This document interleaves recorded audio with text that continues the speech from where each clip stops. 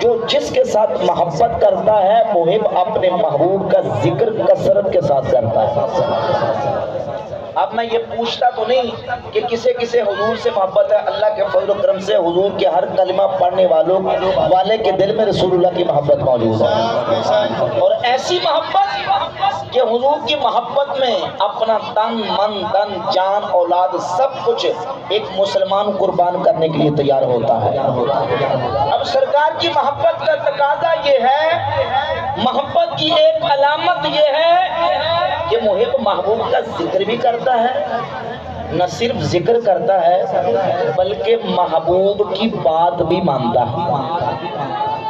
بھائی توجہ ہے ذرا، محبوب کی بات بھی مانتا ہے۔ یہ نہیں کہ محبوب کچھ اور تقاضا کرے اور محب کچھ اور کرتا پھرے، محبوب محب سے کچھ اور چاہے اور محب کچھ اور کرتا پھرے۔ محبت کہتی ہے یار میرے والے ادھر بھائی پکا لگ جائے گا میرے والے۔ اصل میں تقریر کرنے والوں کو دقت یہ ہوتی ہے کہ اگر چار بندے سامنے بیٹھے وہ دائیں بائیں دیکھیں گے تو میں کس کو سناؤں گا؟ دیواروں کے ساتھ بات تو نہیں ہو سکتی، یہ کپڑوں پردوں کے ساتھ بات نہیں ہو سکتی۔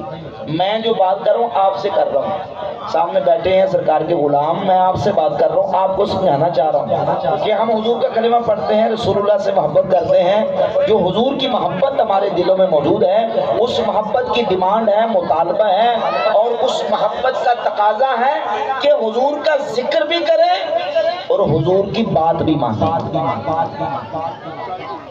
بڑے اوکھے بیٹھے ذرا مبنا کرے سبحان اللہ، حضور کی بات بھی مانے۔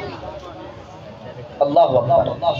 محبت یہ نہیں کہ بندہ محبت کا دعویٰ کرے لیکن محبوب کی بات نہ مانے۔ محبت یہ ہے کہ محبت بھی کرے اور محبوب کی بات بھی مانے۔ میرے کریم آقا صلی اللہ علیہ وآلہ وسلم کی محبت کا تقاضا یہ ہے کہ حضور کا امتی سرکار کا متبع بھی بن جائے، حضور کی سنتوں اور سیرت پر عمل کرنے والا بھی بن جائے۔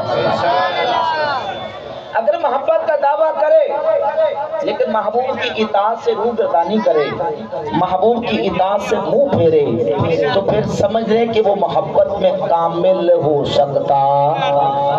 حضرت سلطان کو فرماتے ہیں کہ سچا عاشق وہ ہوتا ہے، بھائی چھوڑ دو چھوٹے بھائی، چھوڑ دو چھوڑ دو یار، ادھر دیکھ بھائی جو آنا چھڑ دے، جتنی دیر میں بیان کر رہے ہیں کامل کمونی دیر سننے ذرا محبت سبحان اللہ کیا دوں سبحان اللہ۔ میں نے سنا میں کس طرح سناؤں، آپ توجہ کریں گے میں سناؤں گا ذرا۔ اللہ اکبر۔ اب خطیب ہوتے ہیں، مقررین ہوتے ہیں، خطیب مقرر کا کام ہوتا ہے تقریر کرنا، کئیوں نے رٹی ہوتی ہے اور وہ اپنے اس رٹی ہوئے انداز میں پڑھ کے چلے جانا ہوتا ہے۔ اب میری کوشش ہے کہ میں آیا ہوں تو اس کا مقصد پورا ہو، بیٹھنے کا، تقریر کرنے کا۔ ماشاءاللہ سرفراز بھائی نے اپنی پوری محبت کے ساتھ اہتمام کیا، انتظام کیا، دیکھیں خرچہ کیا، اپنی جیب سے پیسے لگائے، سارا انتظام کیا، آپ کو مدعو کیا، بٹھایا، تو کس لیے؟ سرکار کی محبت میں اور اپنی آخرت کے لیے، تو تاکہ ہم آئے ہیں بیٹھے ہیں ہمارا مقصد پورا ہو۔ تو مقصد یہ نہیں ہے کہ صرف بات سنی اور کانوں کا رس پورا کیا اور دل کا چسکا پورا کیا اور سن کے چلے گئے، مقصد یہ ہے کہ ہم اس محفل سے کوئی پیغام لے کے جائیں۔ کیا لے کے جائیں؟ پیغام۔ آئے ہیں تو اپنی جولیوں میں، اپنے دامن میں محبت مصطفیٰ کی سچی جو ہے وہ شمع اپنے دلوں میں روشن کر کے جائیں اور اس محبت کا تقاضا سمجھ کے اور سیکھ کے جائیں کہ رسول اللہ کی جو ہمارے دلوں میں محبت ہے، حضور کی محبت کا تقاضا یہ ہے کہ ہم حضور کے مطیع و فرمانبردار بن جائیں، اپنے آقا کی سیرت کے مطابق زندگیاں گزارنے والے بن جائیں، اپنے کریم آقا علیہ الصلوۃ والسلام کی سنتوں کے متوالے بن جائیں۔ محبت صرف زبانی جمع خرچ کر لینے کا نام نہیں بلکہ محبت کا تقاضا اور ڈیمانڈ اور شرط و علامت یہ ہے کہ حضور کی محبت میں سرکار کی اتباع بھی کریں، میرے مصطفیٰ کی فرمانبرداری بھی کریں۔ مسئلہ دیکھیے، نبی پاک علیہ السلام اپنی امتیوں سے فرماتے ہیں کہ نماز میری آنکھوں کی ٹھنڈک ہے، نماز میری آنکھوں کی ٹھنڈک ہے۔ اب حضور یہ چاہتے ہیں کہ سرکار کا ہر غلام، حضور کا ہر امتی 5 وقت کا نمازی بن جائے، لیکن امتی نماز کی طرف آنا ہی نہ چاہے، امتی نماز سے اعراض کرے، روح گردانی کرے، تو پھر سمجھ لیں کہ اس کے پاس جو ہے وہ محبت کاملہ موجود ہے، وہ محبت کے تقاضوں کو پورا کرنے والا نہیں۔ سرکار جس چیز کی اپنے امتی غلام سے ڈیمانڈ کرے اور امتی اگر روح گردانی کرے تو پھر محبت میں وہ کامل نہیں ہے۔ حضرت سلطان ابو سرکار رحمت اللہ تعالی سچے عاشق کی نشانی بیان کرتے ہیں۔ آپ فرماتے ہیں عاشق سویو حقیق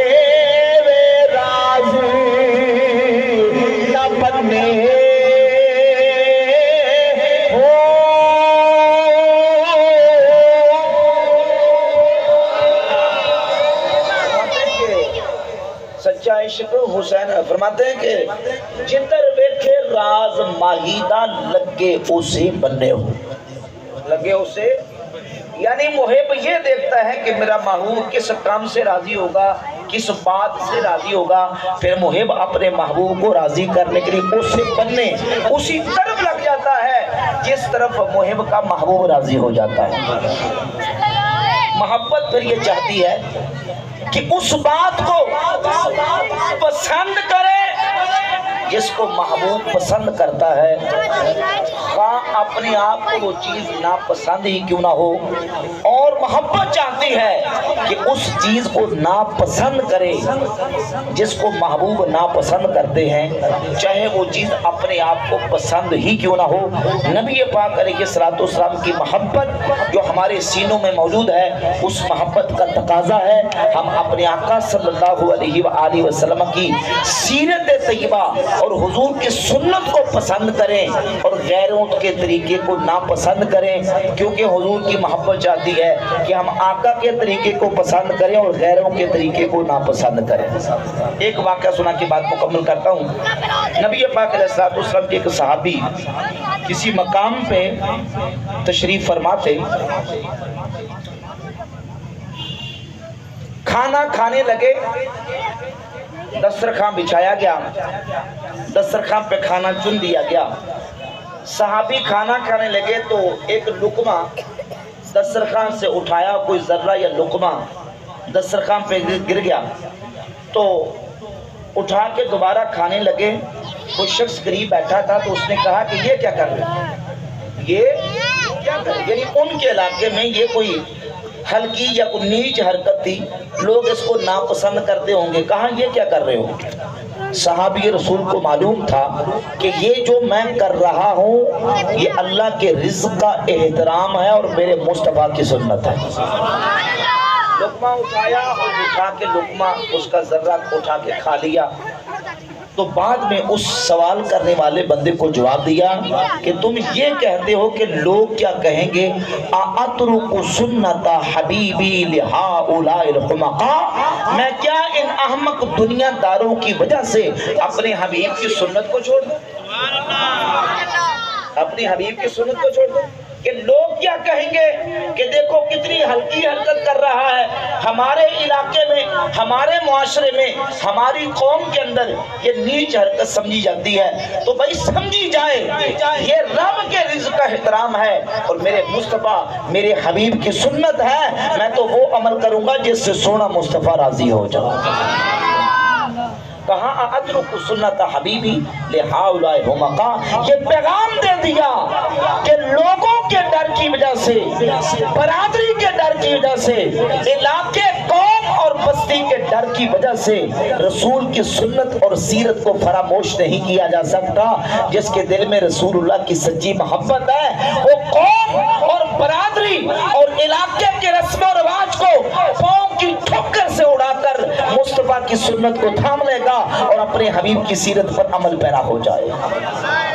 یہ حضور کی محبت ہم سے چاہتی ہے، یہ حضور کی محبت کا مطالبہ بھی ہے، ایمان بھی ہے کہ ہم اپنے آقا صلی اللہ علیہ وآلہ وسلم کا جس طرح گج وج کے میلاد مناتے ہیں، حضور کی شان عظمتیں سنتے ہیں، اسی طرح حضور کی محبت میں اپنے انداز کو، اپنے طریقے کو، اپنے چال ڈھال کو، اپنی سیرت کو، اپنی صورت کو، اپنی وضاحت صورت حجامت کو، اپنے چہرے کو نبی پاک علیہ السلام کی سنت طیبہ کے سانچے میں ڈال لیں، تاکہ ہم حضور کی محبت کے تقاضوں کو اور علامات و حضور کی محبت کی شرائط کو پورا کرنے والے بن جائیں۔ اللہ رب العزت ہمیں عمل کی توفیق عطا فرمائے، اور حضور کی محبت میں اللہ رب العزت نبی پاک علیہ السلام کی سیرت اور سنت کے مطابق ہمیں اپنی زندگیاں گزارنے کی توفیق عطا فرمائے۔ وما علینا الا البلاغ۔